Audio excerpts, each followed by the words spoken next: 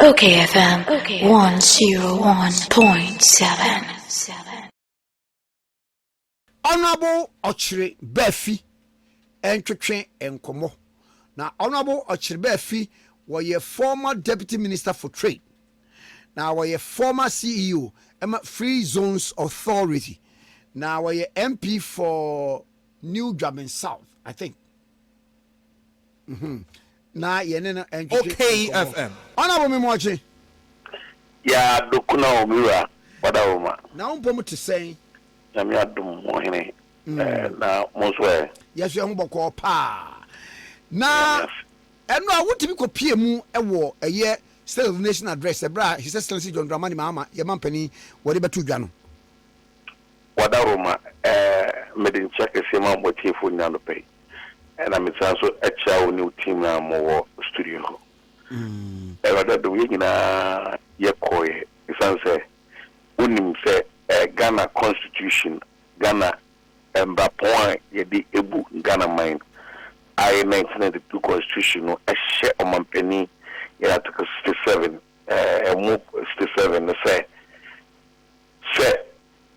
omampani bi owo omanim no embre bi dusi na parliament start ya wo se obeka baby oman no ya bo be true oka wasem che Ghana fo nyina ada isan say ya parliament make MPs no ye represent yen kofo na Ghana fo nyina nti no mampani ehye ne se omba nche no ne make sanko ne ombosanko mo nti endra omampani asudia 1992 Constitution no dia man no article 67 no be exercise here no parliament endra nyame adom program no so call fe just that any maka krabia ankoyi no na yen minority party no na kokos no yen anyo na mama mfa de bi ebra president kasa wiye no na honorable Afenyo Markin enso making remarks as minority leader no ho no ya na ye me time bia mudi wie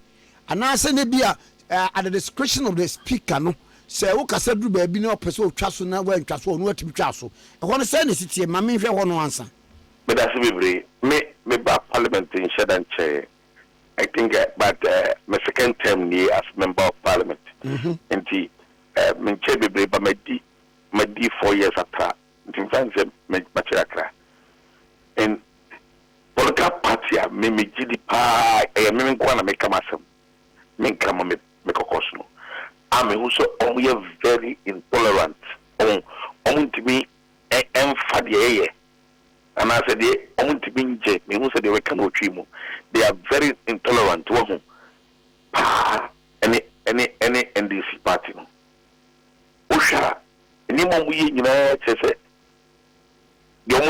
omuye no yimu kitu ebi kura omutimi fa and the hammering and I say the serie ema democracy because you two caucuses of parliament on the parliament there you need political party there you have to join two of the caucus no say your middle lane or na say you omo new bia from mujan fifia omba as FNC omba as independent members of parliament here.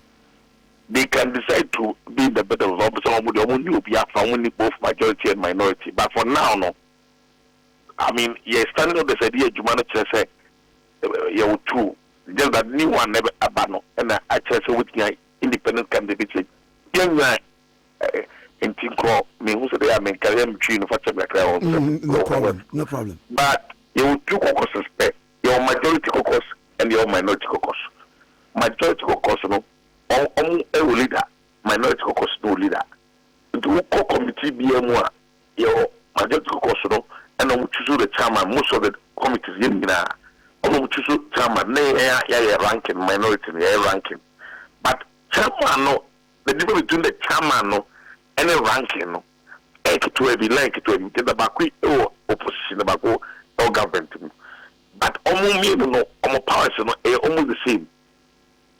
And money you opposition, you government more near your former government and near majority or parliament. One thing that means a big by our trader or assume that say minority no minority caucus parliament then no leader no sorry so kasa bia stop on money kasa and you see that what the appointment committee they are only one here for ya and some of us as deputy ministers they call vetting crab she said the honorable Haruna Drisu and the honorable Muntakamo so we drilling hours we just deputy ministers be on person we no ever basem na ebufu esa na emma ye democracy dey practice no ye dream practice and the young people na your parliament ye dream share parliamentary process ni because having a leader of a caucus or no na caucus ni na no it assume say ono ye penny ona oje homa yina nti the person na e kano or no there have been a lot of times your government one na NDC for opposition. Honorable Haruna Drisu na minority leader Ofioma honorable Atufosi by Emma honorable Atufosi then deputy Zunioma honorable Amakofi Boa. So almost second motions said the state of nations are Ayabako Mampeni Kufuado about parliament the almost take a very long time. Okay. Almost responding and say almost second emotion. And no, the speaker one can say be other. And then these people were not given specific time to operate what time like to operate with. But almost no okasa no yankan really. But they do get the SO and honorable Afanyo Markin and honorable leader of the house, honorable Mahama Yarga. A proposal you say a proposal you say yang end this and journey to the following day and weekend day. I don't kasaka krafa no.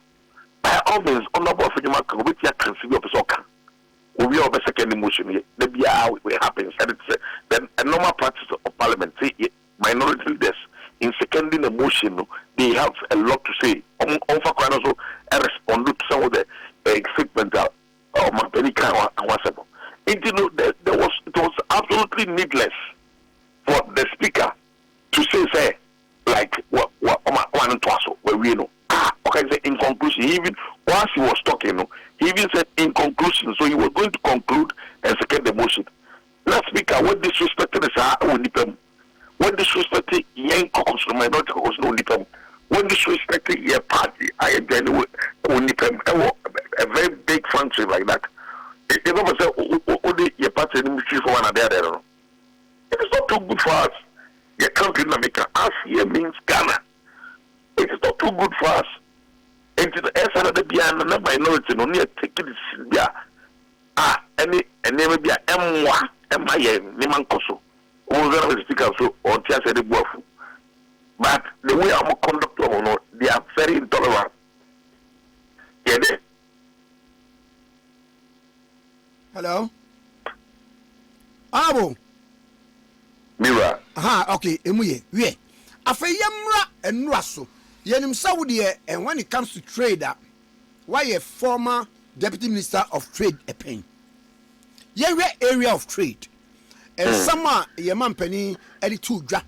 Na okaye ekọ nechi bra na mudi aban mosomo penso no se wo hwe ni mienu a okoye kokan ne de obaye waba behunu ya in areas of trade achievement mum achievement ene de waba behunu ene de odi tudwa yi etesen yenim se waka ye hwe no eno ansa munya they have a package here Paris and no man penika so saying na in the area of trade industry and the agribusiness. One can want some crime with me. I don't know one country crime found. But the Ghana yet grew most of the 24-hour economy ever. 24-hour economy no ever travel on industrialization. Yeah. I know our manifesto NDC manifesto man. Mama jinja bibi kura emfa one manifesto no rapid industrialization for jobs RIG roll out an accelerated plan to promote value addition for domestic consumption and exports. Strategic industries will be established and defunct ones revived. In pursuit of this, we will, one, set up agro-industrial zones in all regions based on their comparative advantage. Establish mini processing plants for cassava, tomatoes, fruits, and other commodities. Initiate plans to establish cocoa processing factories in cocoa growing areas such as Western Region, Western North, Edeba. Wabeka promote the establishment of factories for the brewing of local beers in the Upper East, Upper West. When you know, we shall also revive the following factories: Zualugu Meat Factory, Pualugu Tomato Factory, Wulugu Livestock Station, Commander Sugar Factory, other strategic SOEs and industries. And 24-hour economy are okay. Key sectors of the 24-hour economy policy. The 24-hour economy will focus on selected public institutions with large customer base, such as ports, harbors, customs, passport offices, DVLA, etc. We also focus primarily on agro-processing, manufacturing, pharmaceuticals, construction, financial service, extractive industries, sanitation and waste management, hospitality industry, retail centers, transportation service, health services, security service, etc. Where be a no budget here, baby, and produce by fan mommy. Na yensam Fabien yene onimunyam for Michael Okyere Baafi and na ehwehwe enkomo na we former deputy minister for trade and industry, MP for New Jabin,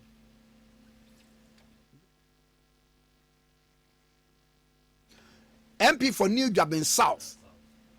And yene no ehwehwe enkomo na manate na so ebemo modern say yensa ebeka no se wo adwenkyere bia fa dwumadi aye die yi ho a pepa cho a text message and a WhatsApp na number ade be fai 0208 772 772 0208 772 772 0208 772 772 na wo so wabaso na ye no so enkomo we yensa aka honorable ho honorable de na me kan se de mabobo so yi e wo mo manifesto no mu na entimi mase e bia so na no enye bra a obetimi aba ba cheche mu na emum yentwen ema e bia eyinumra yentwen ma budget statement nimra. No, I mean it's that is supposed to be the case. The okay, me no the chinyo. But at least I also come a hint of one. Baby abanima bana ya baby a baby crew eh. When being can say 24-hour economy no 24-hour economy out there ban e be travel on the beyond than industrialization. Well, SOEs, they will not be able to employ a lot of people. Work as a passport office, for example, passport office almost running 24-hour arrangement. How many people can they employ? But the real sector, no, and mostly the manufacturing sector, no, they will be able to employ a lot of people. Okay? Garment and textiles, for example, in Ghana, one company employ about 8,000 go. If we were able to develop a business like that, now to act now that business let the world know what the previous government has done. We was a state of the nation address now by you, and yet we manifesto promise. And once now the kind, Obeka, Bibia, Oba, and Oba say, yeah. What can say Ghana for you? Say, you see, Jima in Ibiwa or my petty kind, and right. But yeah, I am Ghana couldn't name the one car, and you will. Example, yeah, Commander Sugar Factory, I make all counts and some manifesto in the castle on the revival, Commander Sugar Factory, my take you over power in 2017. The Commander Sugar Factory, near sea factory, that Ama, yet Tulu Factory, but it was just a white elephant because we have factory beer now, we have plantation. But don't you say, Obi sea factory. SEO. So we are agribusiness, business. And I say whatever, say sugar, I'll obey now see sugar now obey no only raw material be feed the factory. And you know, what did they do? They only built the factory. Open the machines go at the expense of this country. On the boom area and compare about 45 acres of land or something. I may refer a number.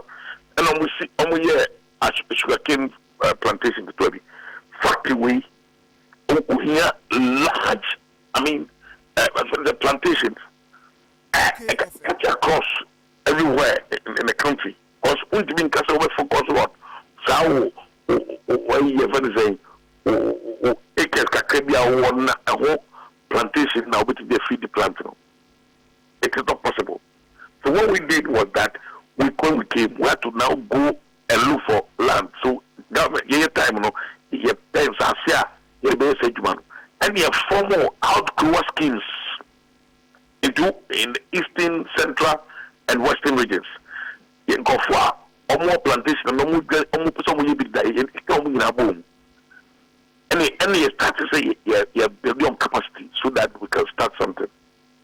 And no, and yeah, cost no, yes, also with some machines are to go on. The one I weak, I old. Some of them, the efficacy and the function have become very, very weak. So we have to retool the factory. And we had a management contract agreement with the company. A factory so.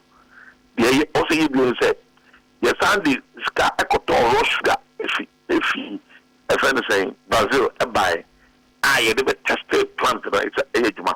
It's a running, but originally, no, sugar factory, no, and yet, Roshga, I will say a year. I will say a day, sugar cane, and in the operation, no, in our my back could chairman on Prez Mahama or. One yes, arrangement went to nearby a bay. The Pacific, the Tintin, the kitchen, say, or my beer mono, opus or my 2.ye, now to be fed to be there.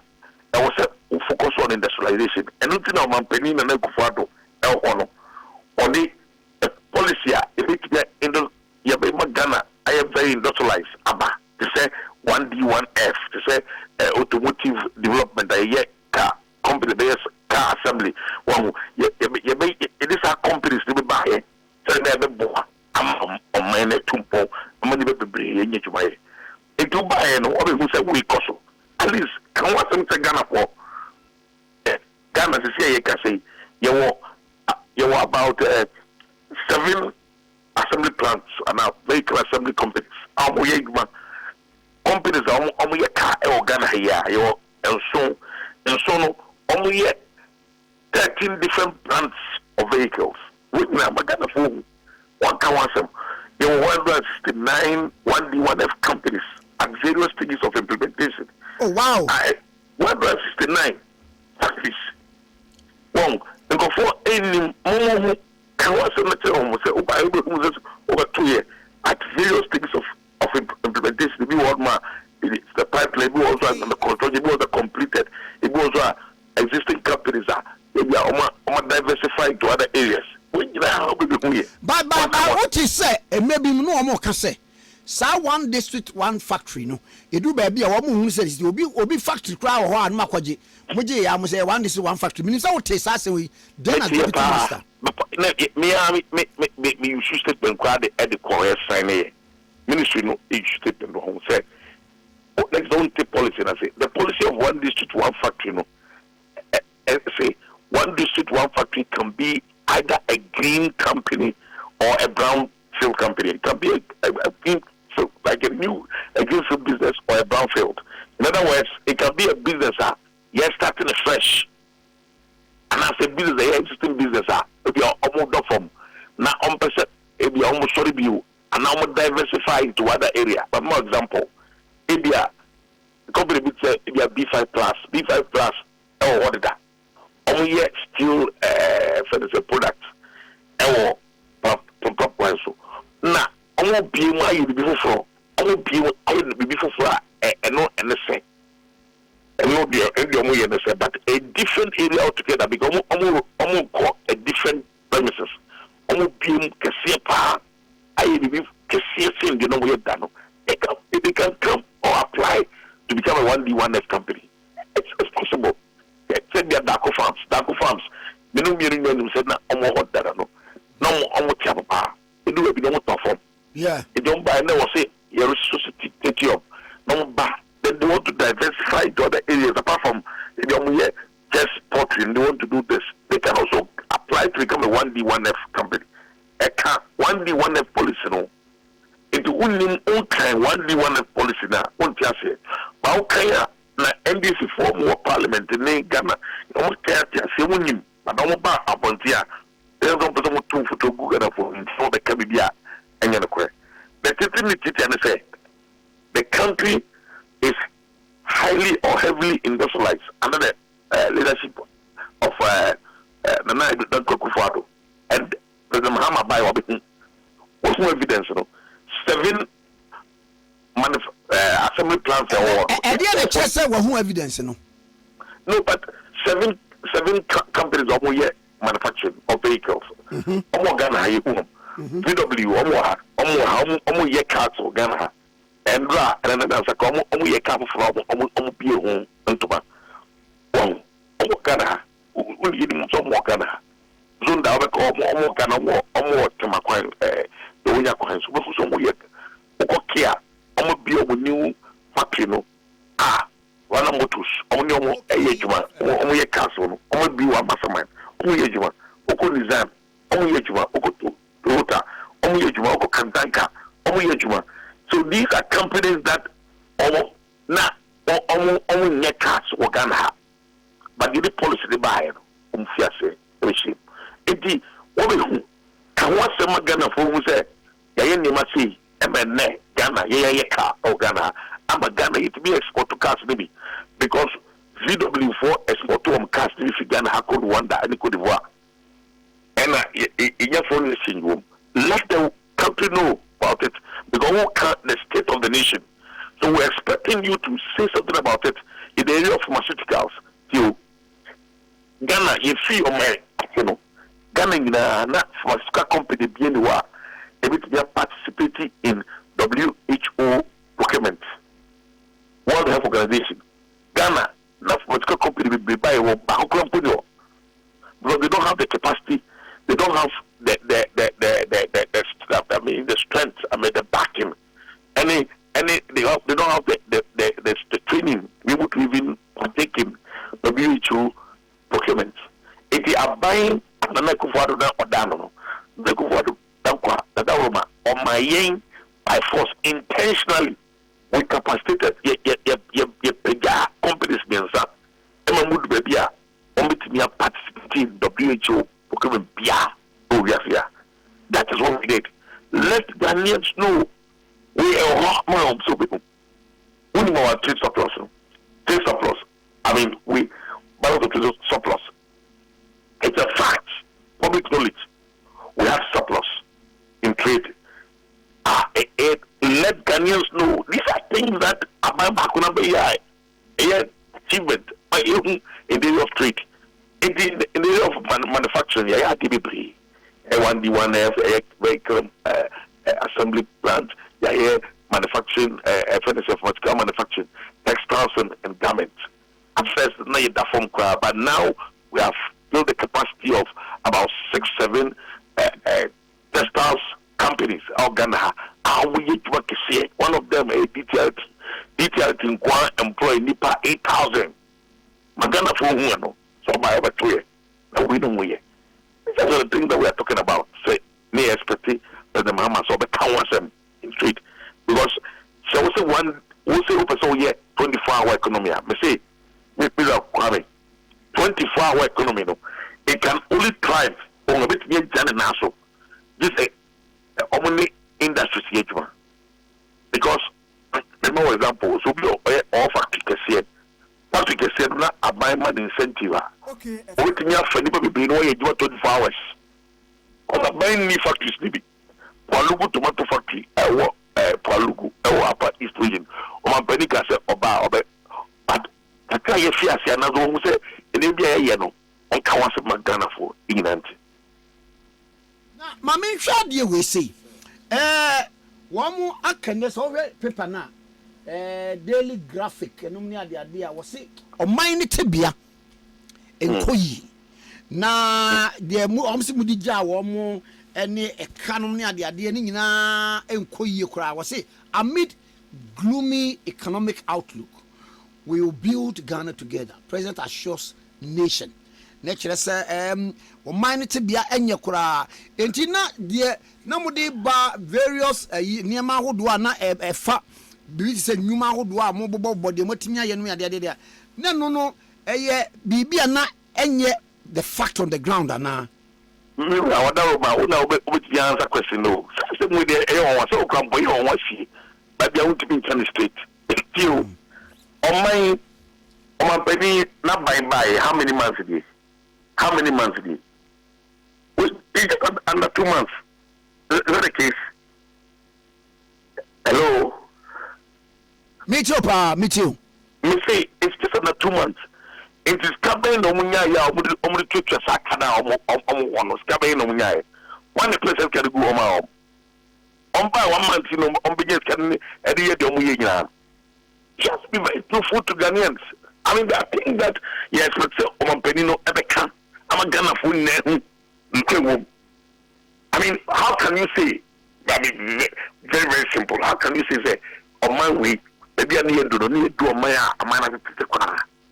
I was a member of the transition team. Transition, yeah, Mira Kwame. Yeah, transition. Handing over notes. I presented my government. The government that's accepted your signing off. No, we handed over a country. Now economic indicators in my World Bank for my path. We're on the right path. We left a lot of foreign reserves and all kind of be a never then one can't a foreign reserve once. What is our penny kind still the show? Okay, a foreign reserves once one can. Okay. But the foreign reserves check. We have increased your reserves. Oh, check is there for everybody to see. Oh, you didn't talk about it. Sky now won't say. Yeah, but my able to see our company, Mahama, in a dear no. From Tabo or Swafremus, Israel, ABC and Nano.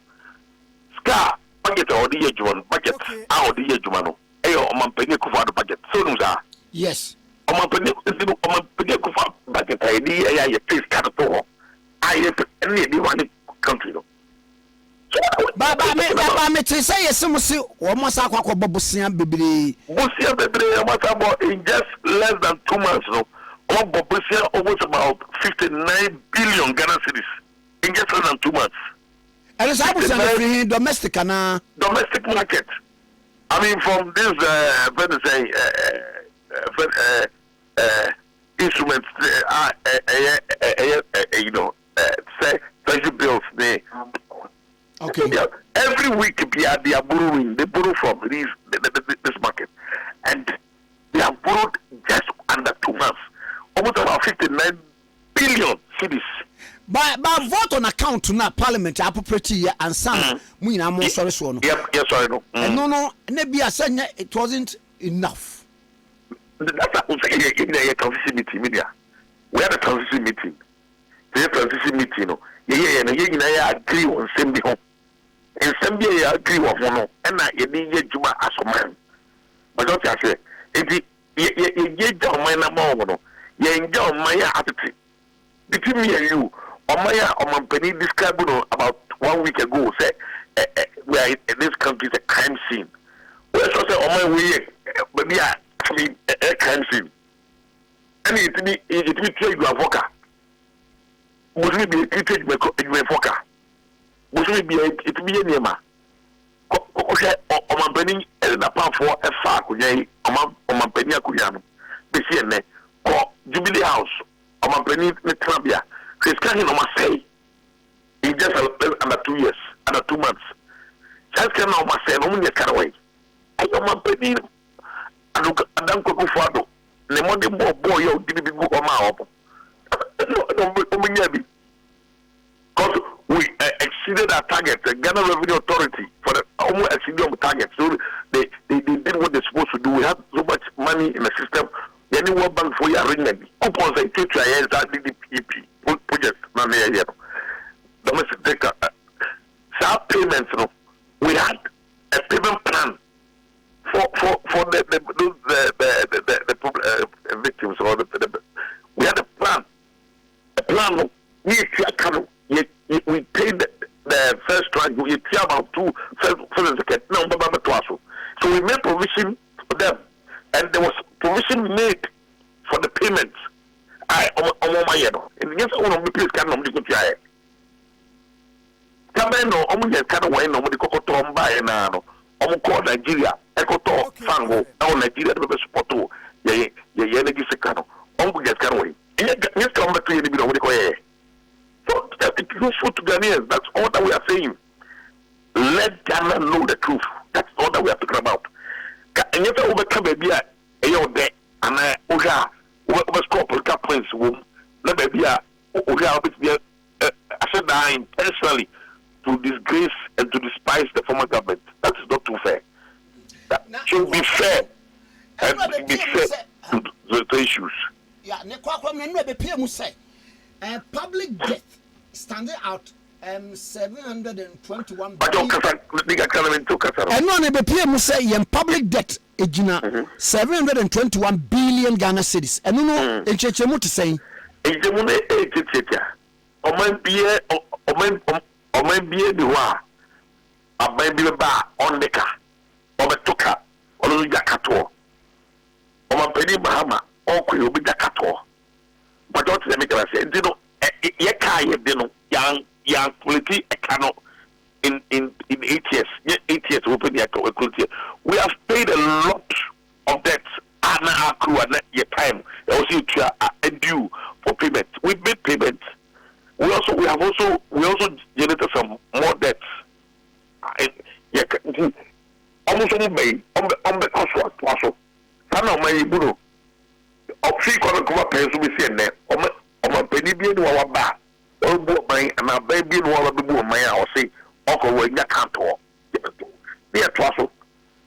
But how you prudently manage the economy is what we are talking about. Oh, be very sincere. The policy of free senior high school what we can I consider as of mine.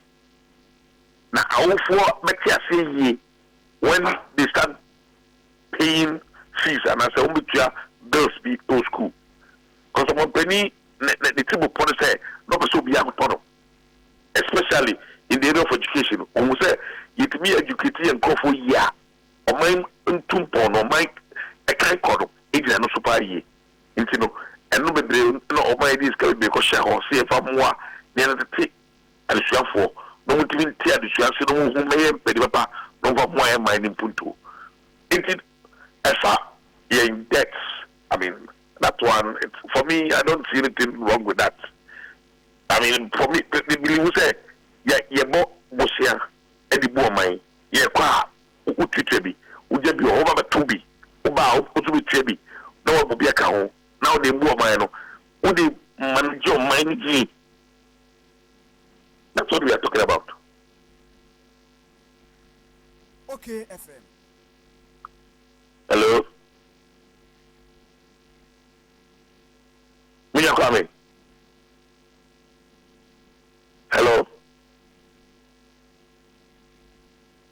Hello?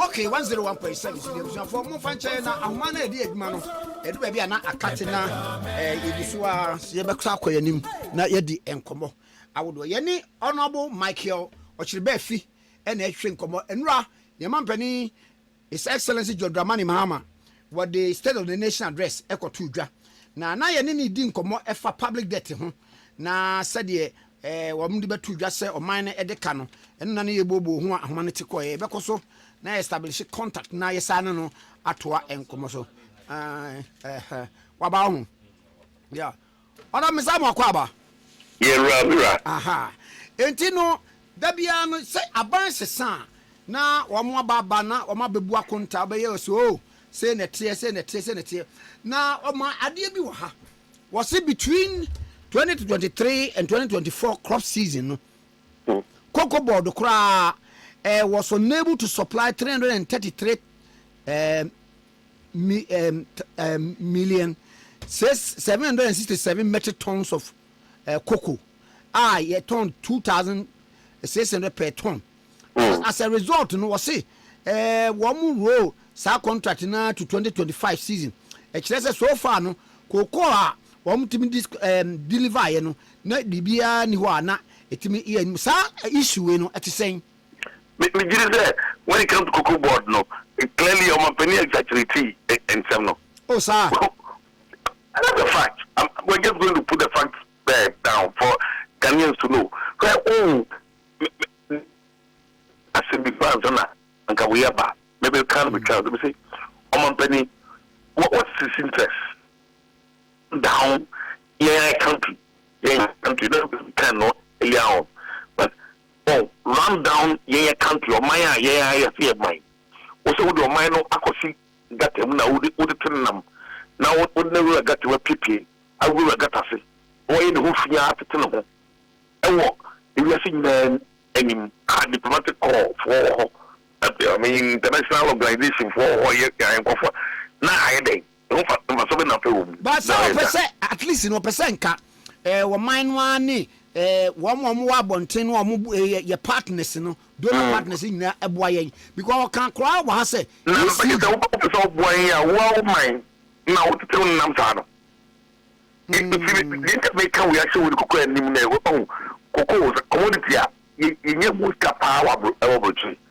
Young Ghana, a traditional export, maybe a yes capacity area, no, a cocoa, yes, sir. And you know, I did on my own craft.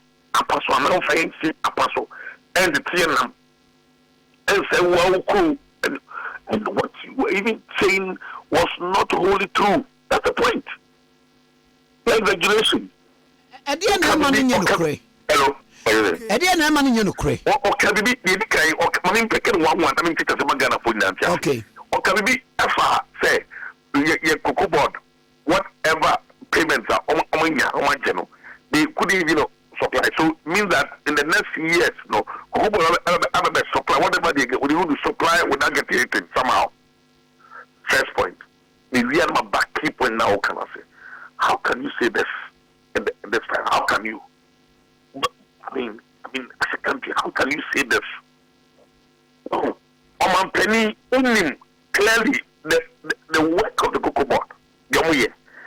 And the cocoa syndication, you know about it. Cocoa board for Obojumano. Omodi kai ekokoye ho and to yes, asem ho to na ebi omoka say your crop season is start ebi September, October no me ho mean kan o chimu ya dia famu aha monye na muntu e kan nyina se bia muntu e kan nyina se be adwa se muntu e kan nyina ya cocoa syndication. And this program, we know, a baby, a become be a coboard, what you must say. So,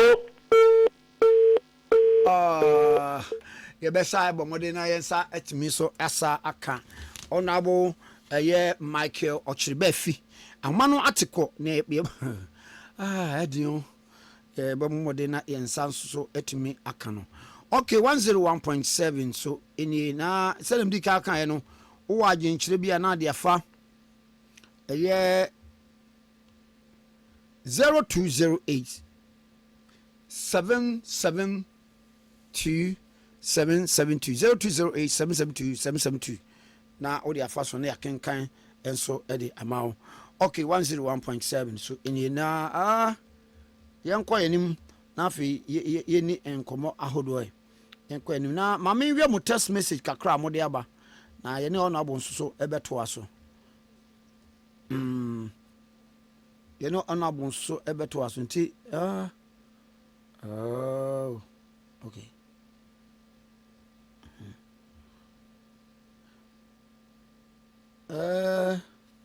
What's over Kwame? They use that word. What I don't know.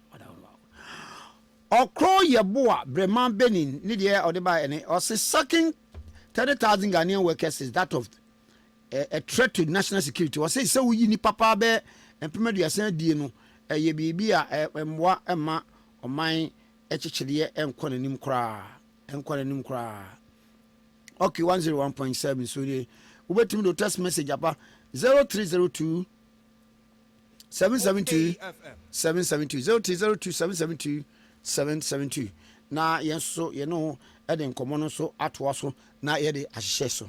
Okay, 101.7. So anyway,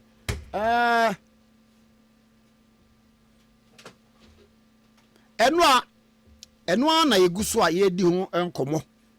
No one eguso a yedi ho enkomo na yene Honorable Okyere Baafi, former Deputy Minister of Trade, MP New Graben South, and na etwetwe enkomo na homa no enim wayen nanso ye modern afa be pa jo me kan se mon test man ka se mon frɛ mon test WhatsApp ana se text message na yen kenkan emfa mom why madawro man number nam di tu gan nka se frɛ enye for a calling session madawro man why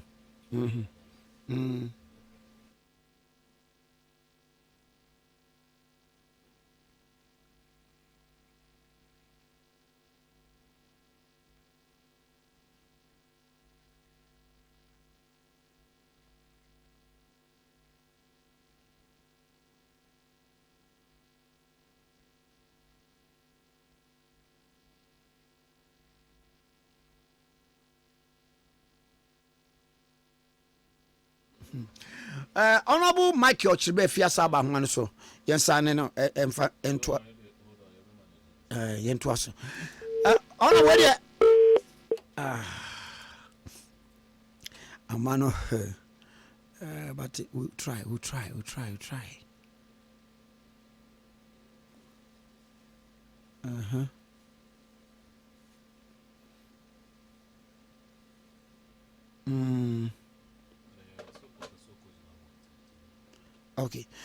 Okay, 101.7 so ni ebemode say ye betimi asa establish contacts na ye ne no de enkomo no nso ahyehye mu. Okay, 101.7 so any enra sona ehun nsem no eno ana say eguso a ye twetwetwe ho enkomo na mampani enra na ayefe on the Vice President His Excellency Her Excellency Professor Jinana Opoku Ajiman ena na wom so eba na ekmakma pa na enra nso no enkrofo awudo ba mu o omo ba papa was see Vice President of the Republic of Ghana no Professor Jinana Opoku Ajiman, First Lady Lodina Mahama, former President J. Kufo be PM na wamu bo ni di mu fans. Hey, okay. Video war fans. Avina na kredo ajma rolling so also by Chairman of Council of State Ejuado Ajaho.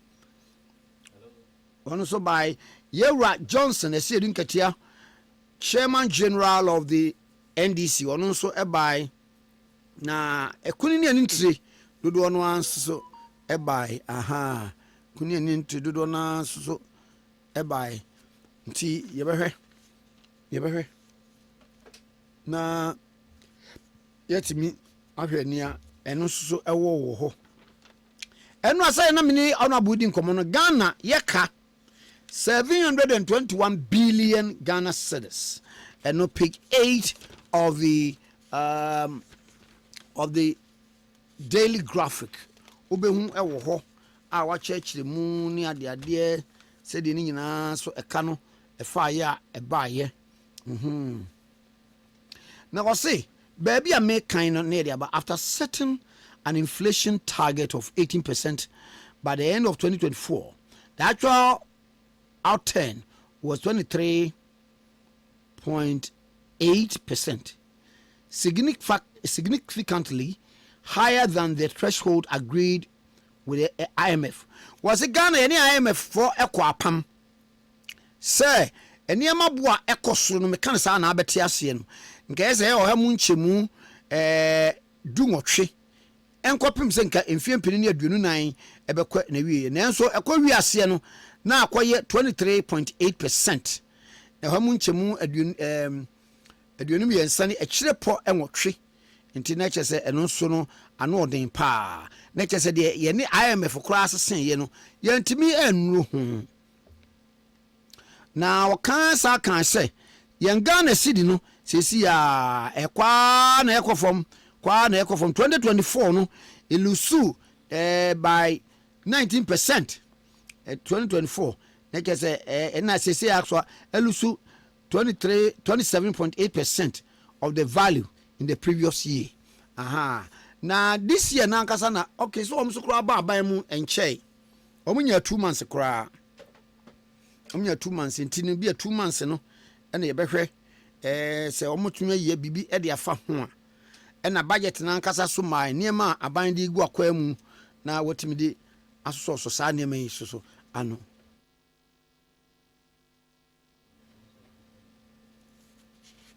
na odi asoso ano na yehu said ye ni nyina so esi etie pa okay 101.7 so any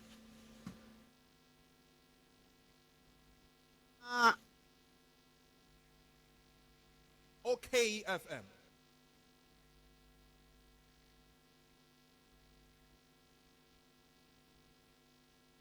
Now offer the Bokrata to say the Ghanaian Times asamna no dia ba wo say I will fix economic crisis, reset Ghana to growth, prosperity. Prez Mahama na kan wo say ai niema wodo a enkotia ye nyina no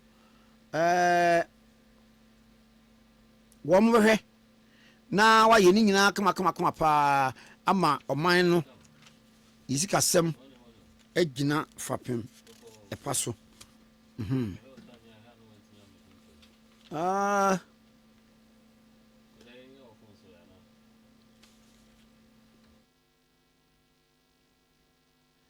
or say fix economy, stop lamenting. Minority tells president and also awaha na ye bo modern na fi yankwa na fi ye ni Yera Charles Owusu eni enkomo na enkomo a ye ni bedie no efa eye amamwe ya ho Yera Charles Owusu mi mo ache mini akwami let us say kwami ge nyame aye ni o ade pa chi biem nyame ni mekafo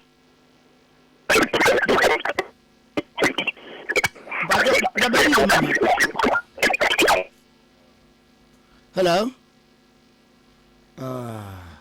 yes I'm friend bi mo na yen hwe senia etitie na ene ufa the custodian was Mahama baako termination bebre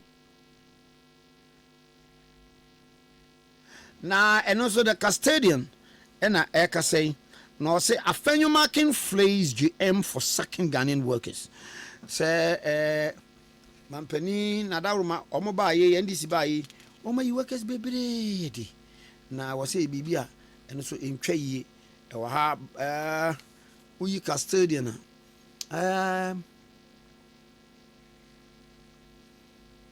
15 billion Ghana city cost overruns 55 projects. Na yenhwe na fe eno so yeni so enkomo. Miwa ochebe fi abeka yensa ewo amano so bio. Miwa me samu akwa aba. Yeah, bro, so sorry say me on the pay maybe na me ho no. eh. Ntibeja ebi na mafide. Okay. Na ye ka public debt no ho asem say stand at 721 billion Ghana cedis. No, we were talking about cocoa board this year. Cocoa board. And na me catch the cocoa board wrong. I remember say dem we yon adwuma no. But you say aben bia ba obo ekago rekra. And the cocoa board ye ba aben mu no. Na NDC make 2017 ba no. Na cocoa roots nkwa o ka mo bagu amai. Na me kakatwa. Huge. But you buy and you be fan up to your own car. Cocoa board agreement count. Any your cocoa education that ya the bobosia. And yet media man, a man, baby, a cobosia and go for a bobosia. A juma near their mom. Any trade here who say, for some time now, what cocoa prices, meaning so who say, no problem home, affect yen. I mean, a big deal.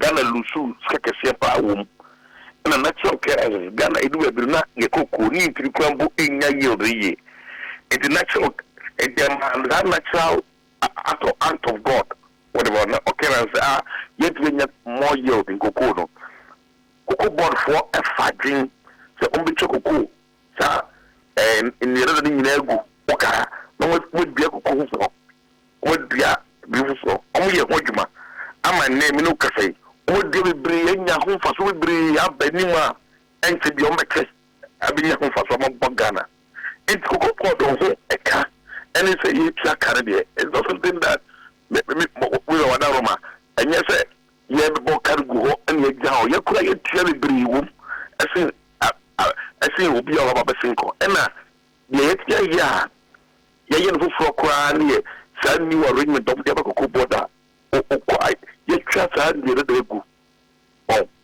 cocoa ni re da mo ani yare bi tia baso na yare wo so de da ya sane won and ye beautiful huge plantation ya in bi twa hunde ba bebre mi kai ya betete cocoa bebre ya e be boa ya ma ye Ghana ya akoso we nyina ma mpering wan ka wansem so okay so be ka be a le pinky cocoa board say in 24 wa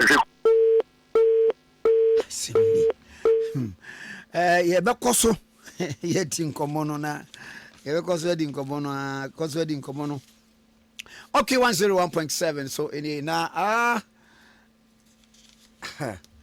sa try na ye nhwe se de betimi di koko ni koko board no kra wi a e san se enkomo de afi na ahya ase ni nim se ye bedi no fiko ama enema so atimi aye kama pa said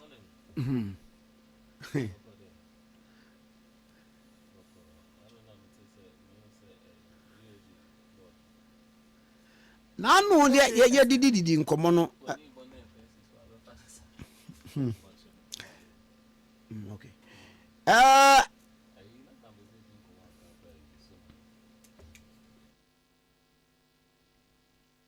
okay 101.7 so anyway honorable yes sir na ye ka kokoro no asem na tikwa ahoma no ye den ye bedi nkomo no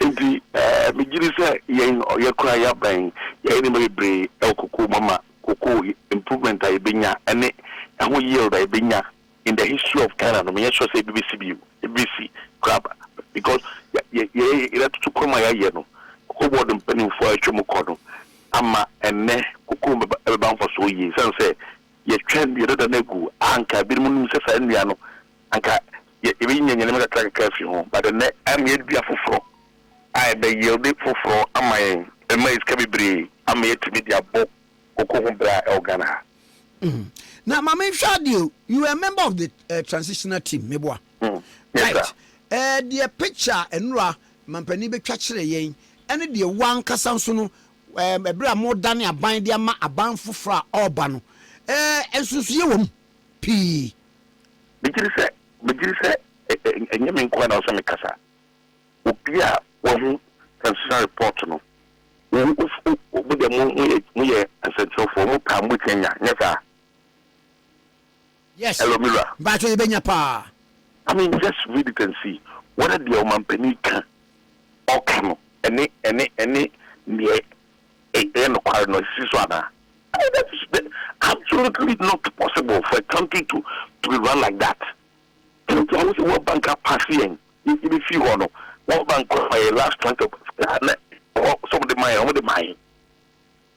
What's the country one million World Bank IMF for a second on the moment. You passed your last FNC coin. We passed. Oh, and I cancel report, clearly we gave them a report showing that Ghana, you were on the right path. You reported by MSC, it's all the economic indicators. Excess of men behind to be what do say all caught the new growth for some near do. We're on the right path, we didn't overspend, we worked within our means, with what our ancestors can be. We set realistic targets, we're able to, we were able to meet 100% the targets, but we did well. We did well, we were close. And clearly, your man is here, Bisimbra. Or man, we, or man, penny ways, or getting near me, he and Nekoya, or some man at the Japan. Now, when you be a Moasia, I was over the corner.